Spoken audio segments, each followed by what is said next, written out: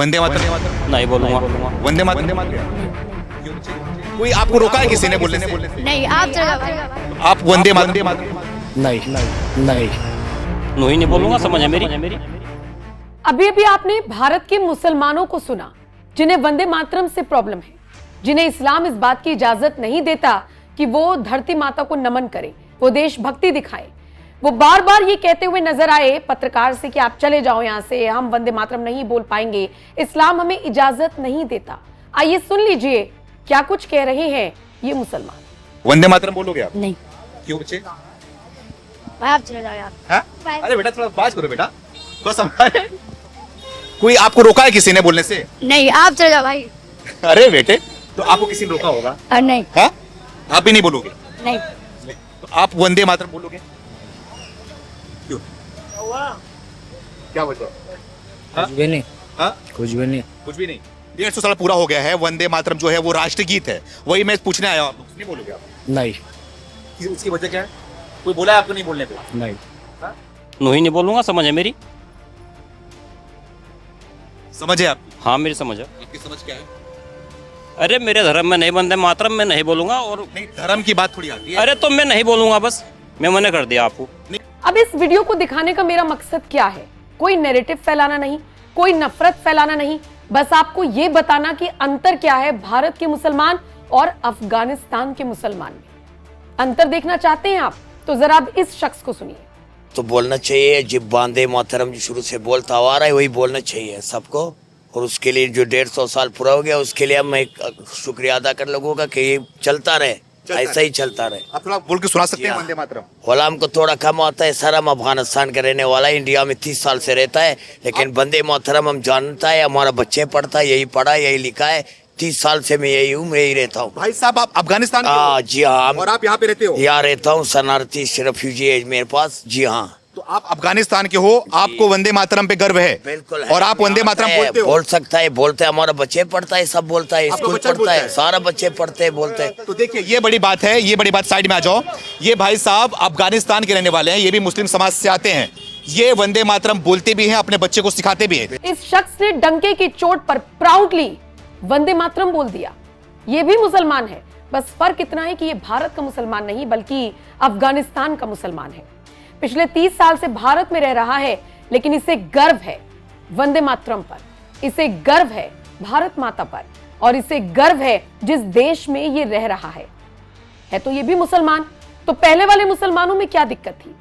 ये वीडियो अब से 1 साल पुराना है। आप याद कीजिए, एक ऐसा वक्त आया था जब वंदे मातरम पर यूं तो अक्सर ही बहस होती है, लेकिन जबरदस्त तरीके से मुद्दा उठा था। ऐसे में एनएमएफ न्यूज के पत्रकार सुमित तिवारी नोएडा के एक ऐसे मोहल्ले में पहुंचते हैं जो मुस्लिम बाहुल्य क्षेत्र है, और यहां पर वो कोशिश करते हैं कि मुसलमानों से उनकी राय ली जा सके। इसमें बच्चे भी थे छोटे छोटे, इसमें बड़े भी थे, कुछ वहां पर दुकान चला रहे थे, लेकिन सारे मुसलमान थे। और उनमें से एक भी मुसलमान ने यह नहीं कहा कि मुझे वंदे मातरम पर गर्व है। एक भी मुसलमान ने यह नहीं कहा कि मैं वंदे मातरम बोल सकता हूं। हर एक मुसलमान यही कहता हुआ नजर आया कि इस्लाम मुझे इस बात की इजाजत ही नहीं देता, तो मैं नहीं बोल सकता। मुसलमान ये कहता हुआ नजर आया कि आप चले जाइए यहां से, भाई मुझे नहीं बोलना, इरिटेट हो गया। और उसके बाद सुमित तिवारी की मुलाकात हुई एक ऐसे मुसलमान से जो अफगानिस्तान से यहां पर आकर रह रहा है, और उसने कहा कि मेरे बच्चे पढ़ते हैं, मैं पढ़ता हूं, मुझे बोलना अच्छा लगता है, मेरे लिए गर्व की बात है। एक बार फिर से सुनिए, ये 2.25 मिनट का वीडियो है, सुनिए, देखिए, फर्क समझिए।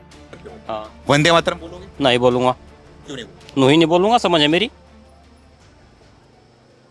समझ है आपकी? हाँ, मेरी समझ है। आपकी समझ क्या है?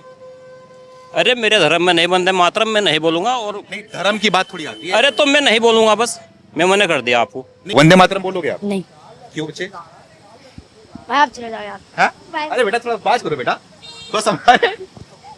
कोई आपको रोका है किसी ने बोलने से? नहीं, आप चले जाओ भाई। अरे बेटे, तो आपको किसी ने रोका होगा? नहीं हाँ? आप भी नहीं बोलोगे? नहीं।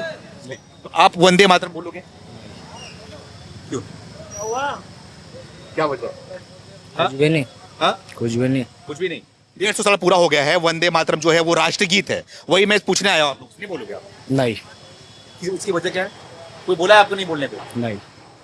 लेकिन वंदे मातरम हम जानता है, हमारा बच्चे पढ़ता है, यही पढ़ा यही लिखा है।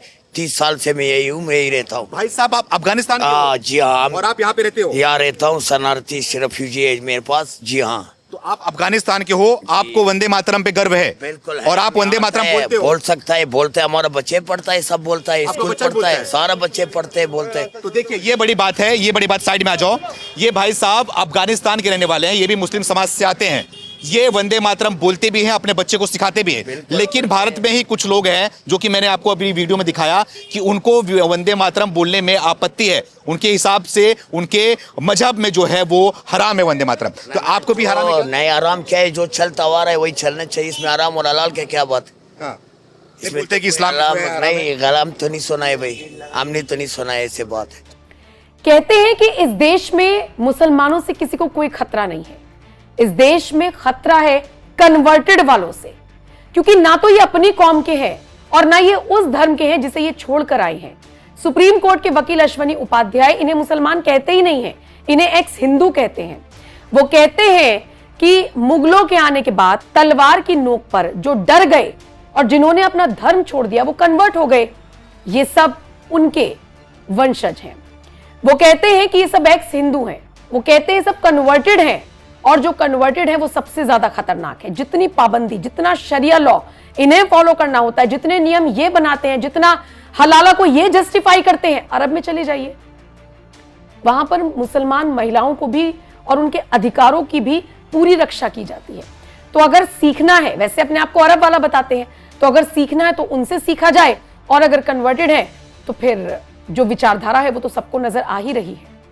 वंदे मातरम मतलब जिस देश का आप खा रहे हैं, जिस मिट्टी में आपको मिल जाना है, जिस मिट्टी से आप बने हैं, उसको नमन करने में ये नापाक हो जाते हैं, वो हराम हो जाता है।